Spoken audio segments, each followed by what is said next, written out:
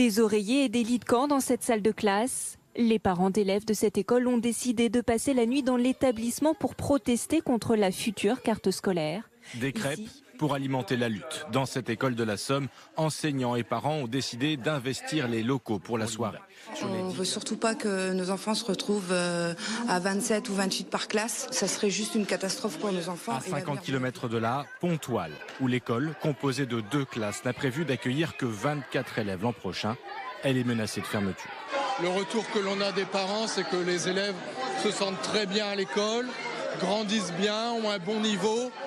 Donc on ne voit pas quoi changer, quoi. Incompréhension, d'autant que l'an passé, l'école a été félicitée par le ministère de la Culture pour ses travaux artistiques. On passera à 11 classes au lieu de 12 classes, mais on sait déjà que de toute façon cette année on a deux CE2 à 27, on a 2 CM1 à 25, donc si on en rajoute des enfants, ça va devenir très vite compliqué, on va être vite au-delà de 30. Il faut préserver un minimum d'enfants par classe. Alors nous on a la campagne directement, donc du coup si on nous enlève encore une classe, il va y avoir double niveau. Si on passe à des 32 par classe, ça fait énorme. Les enfants, ils ont besoin d'attention.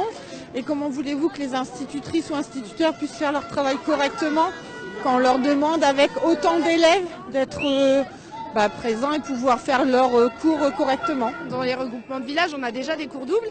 Et là, ça va accentuer encore les cours doubles. Et nos petits bouts de chou de 4 ans vont se retrouver à peu près à 28 par classe. Nos enfants, ils ont le droit d'avoir autant une maîtresse que les CP ou les CE1 en REP, ou REP+, surtout dans les villages, où je vois pas pourquoi on est moins prioritaire qu'ailleurs. On veut pas que l'école elle ferme parce qu'on a la meilleure école. On a les meilleurs profs du monde, donc je veux pas que l'école elle ferme. Je veux pas mes copains qui partent. Il continue à toucher à mon école. Le président à la casserole. Monsieur le ministre, monsieur l'inspecteur de l'académie, vous nous avez annoncé la fermeture de 48 classes en primaire de la Somme. Et la suppression de l'équivalent d'un collège. Comme vous le savez, notre département souffre d'un fort déficit éducatif. Ces mesures risquent d'aggraver les difficultés. Depuis 3 semaines, nous avons rempli des centaines de pétitions.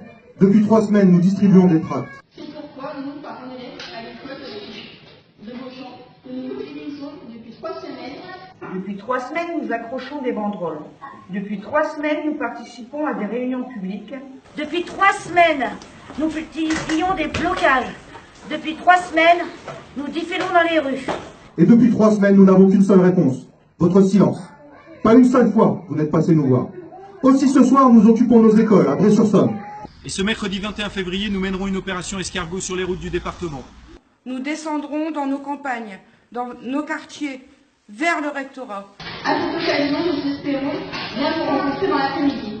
Afin que, derrière les chiffres, les statistiques, les moyennes, vous aperceviez des vies et des visages. Une volonté très simple nous anime, assurer le meilleur avenir possible à nos enfants. Avec le souhait très vif que ce mercredi, vers 15h30, vous puissiez entendre notre colère et nos espoirs. Vous puissiez entendre nos colères et nos espoirs. Vous puissiez entendre notre colère et nos espoirs. Vous puissiez entendre nos colères et nos espoirs. Vous puissiez entendre nos colères et nos espoirs. Vous puissiez entendre nos colères et nos espoirs.